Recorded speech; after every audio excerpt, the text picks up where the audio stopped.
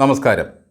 തെരഞ്ഞെടുപ്പ് തോൽവിയൊക്കെ കഴിഞ്ഞെങ്കിലും വീട് മാത്രമല്ല ടൺ കണക്കിന് വിവരദോഷവും തലയിലേന്തിയാണ് നമ്മുടെ പഴയ ഉന്നത വിവരദോഷ മന്ത്രി ആർ ബിന്ദു വീട്ടിലിരിക്കുന്നത്. ബിന്ദു വടക്കോട്ട് നോക്കിയിരിക്കുമ്പോൾ വിജയരാഘവേട്ടൻ തെക്കോട്ടും മേൽപോട്ടും നോക്കിയിരിക്കും. കർക്കടക മാസത്തിൽ തിമിർത്തു പെയ്ത മഴയിൽ നാടാകെ മുങ്ങിയപ്പോൾ ഒരു വലിയ ഫലിതം കാച്ചിയിരിക്കുകയാണ് ആർ ബിന്ദു. ആ ഫേസ്ബുക്ക് പോസ്റ്റിലെ ഉള്ളടക്കം ഇങ്ങനെയാണ്: സർക്കാർ ചെലവിൽ വായുമാർഗേണ ശ്വശുരഗ്രഹ സന്ദർശനം. വായുമാർഗം, ശ്വശുരഗ്രഹം എന്നിങ്ങനെയുള്ള വാക്കുകൾ കമ്മികൾക്ക് മനസ്സിലായില്ലെങ്കിലോ എന്ന് കരുതി ബ്രാക്കറ്റിൽ മറ്റൊരു ചോദ്യവുമുണ്ട്.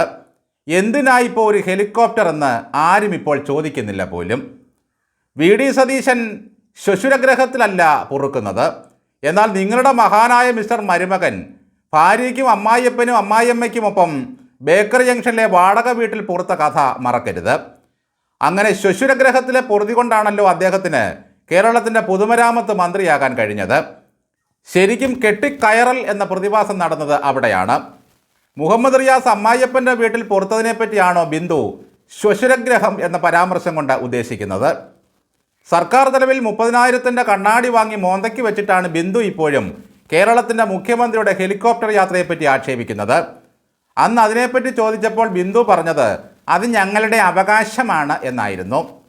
വി ഡി സതീശൻ്റെ ഭാര്യാപിതാവ് അസുഖമായി കിടക്കുന്നത് ആലുവയിലെ കാരോത്തുവഴി ഹോസ്പിറ്റലിലെ ICUവിലാണ്. മുഖ്യമന്ത്രിക്ക് വിവിധ പരിപാടികൾ കൊച്ചിയിലുണ്ടായിരുന്നു. ഹെലികോപ്റ്ററിൽ വന്ന സതീശൻ പരിപാടികൾക്ക് ശേഷം കൊച്ചിയിൽ നിന്ന് കാറിൽ ആലുവ ഹോസ്പിറ്റലിൽ കിടക്കുന്ന അമ്മായിയപ്പനെ ഒന്ന് സന്ദർശിച്ചു പോയി. അതിനാണിപ്പോൾ കമ്മികൾ കിടന്ന് ഉഴുതുമറിക്കുന്നത്. കൊച്ചിയിലെ ഔദ്യോഗിക പരിപാടികൾക്ക് ശേഷം ഒരു ഹോട്ടലിൽ നിന്നും അദ്ദേഹം ഊണും കഴിച്ചു.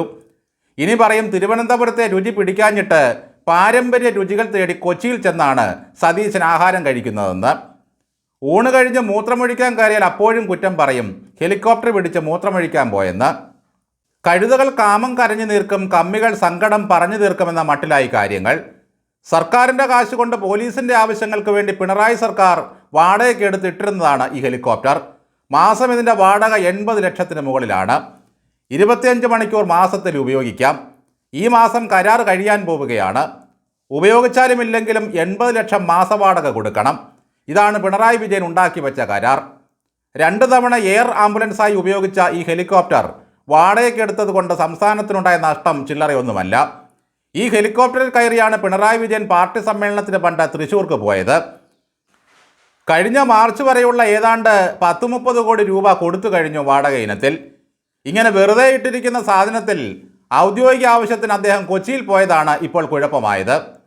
മൂലക്കുരുവിനും ഭഗന്തരത്തിനും ചികിത്സിക്കാൻ ഒരു മുഖ്യമന്ത്രി അമേരിക്കയ്ക്ക് പോകുമായിരുന്നു മുൻപ്. എന്തായാലും വെള്ളമൊന്ന് ഇറങ്ങിക്കൊള്ളട്ടെ.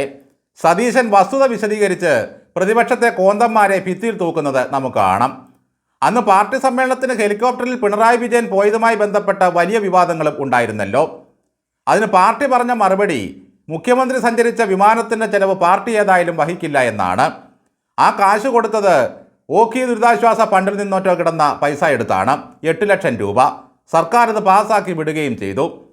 എയർ കണ്ടീഷൻ ചെയ്ത പശുത്തൊഴുത്തും അവറ്റകൾക്ക് സംഗീതം കേൾക്കാൻ മ്യൂസിക് സിസ്റ്റവും, കുളിക്കാൻ ലക്ഷങ്ങൾ മുടക്കി മെയിൻ്റനൻസ് ചെയ്ത കുളം, ലിഫ്റ്റ് വെച്ച ക്ലിഫ് ഹൗസ് എല്ലാം നമ്മൾ കണ്ടതാണ്.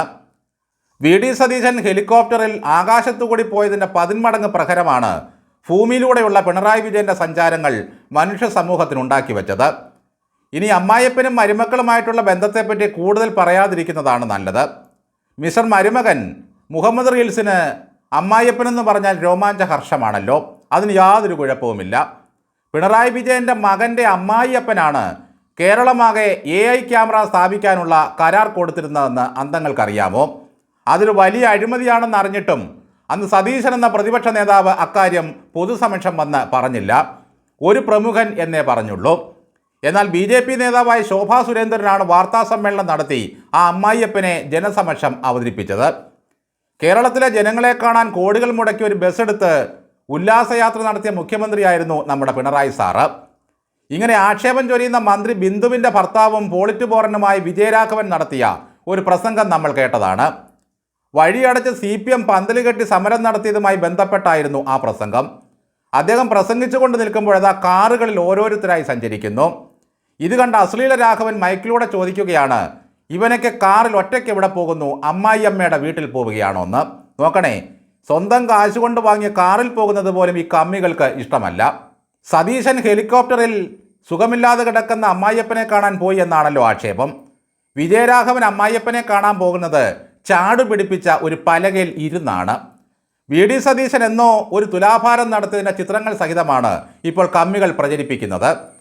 പ്രളയം വരുമ്പോൾ തുലാഭാരത്തട്ടിലിരിക്കുന്ന മുഖ്യമന്ത്രി, പ്രളയം വരുമ്പോൾ അമ്മായിയപ്പനെ കാണാൻ പോകുന്ന മുഖ്യമന്ത്രി, പ്രളയം വരുമ്പോൾ ആളുകൾക്കൊപ്പം ഇരുന്ന് ഭക്ഷണം കഴിക്കുന്ന മുഖ്യമന്ത്രി, ഇങ്ങനെയൊക്കെയാണ് ആക്ഷേപം.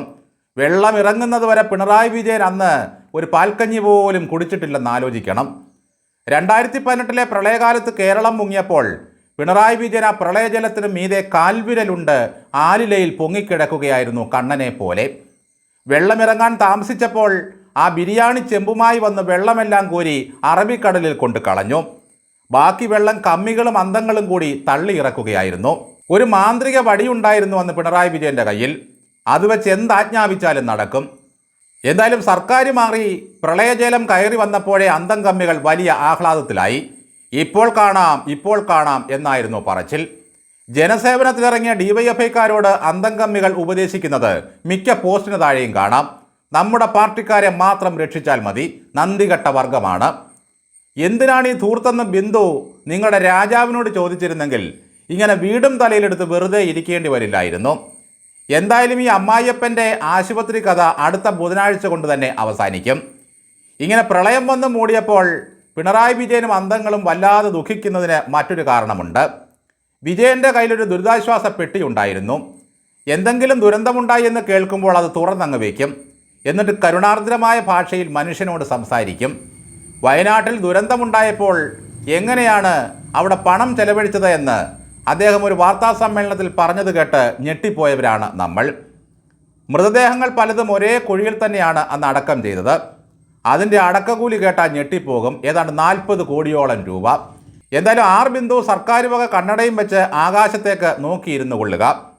പിണറായി വിജയൻ എടുത്തിട്ടിരിക്കുന്ന ഈ ഹെലികോപ്റ്ററിൻ്റെ വാടക നിശ്ചയിച്ചിരിക്കുന്നത് ഒരു യാത്രയ്ക്കല്ലെന്നും 1 മാസത്തേക്കാണെന്നും ഈ കമ്മികൾക്ക് അറിയാഞ്ഞിട്ടല്ല. സതീശൻ്റെ ഓരോ ചലനങ്ങളും നോക്കിയിരിക്കുന്നതിൽ പ്രധാനികൾ തോറ്റ മന്ത്രിമാരാണ്. 1 ഡസൻ മന്ത്രിമാരെങ്കിലും തോറ്റുപോകുമെന്ന് സതീശൻ ഒരു പ്രവചനം നടത്തിയിരുന്നു. അതുപോലെ സംഭവിച്ചതിലാണ് അവരുടെ ദുഃഖം.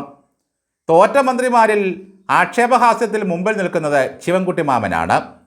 ഡെസ്കിലൊന്നും കയറാൻ കഴിയാത്തതിൻ്റെ ഒരു ക്രിമികടിയുണ്ട് ശിവൻകുട്ടിക്ക്. അന്തം കമ്മികൾ ഈ കൂട്ടക്കരച്ചിൽ നിർത്തിയാൽ തന്നെ വലിയ പ്രളയം അവസാനിക്കും. മൂക്കുചീറ്റൽ ഒന്ന് നിർത്തിയാൽ ഉരുൾപൊട്ടലും തീരും. വെറുതെ ഇരിക്കുന്ന നേരം കൊണ്ട് അടുക്കളയിൽ കയറി വിജയരാഘവനെ ഒന്ന് സഹായിക്കരുതോ സഖാവേ?